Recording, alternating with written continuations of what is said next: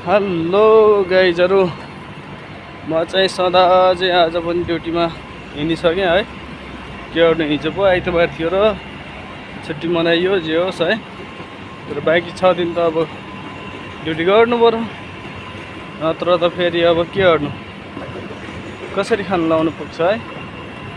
त्यही भएर अब चाहिँ ड्युटी हिँडेको। यहाँ चाहिँ टक्क लाइन छ क्या, झिमिक गरिसक्यो, ग्रिन बनिरहेको थियो अनि म हिँडेको। नत्र त फेरि रेडमा हिँड्ने भने चाहिँ टक्क हानिहाल्छ 400-500 धुराम फाइन। दुबईको गाह्रो छ, दुबईको रुल नमान्ने हो भने चाहिँ दुबईबाट आउट हानिहाल्छ। नेपालको जस्तो गैर ट्राफिकसँग दादागिरी गर्ने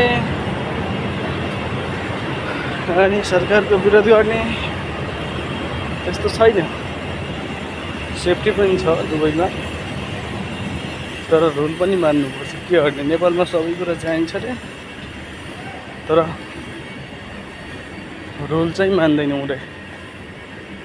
गाह्रो छ हौ हामी नेपाली साथीहरू।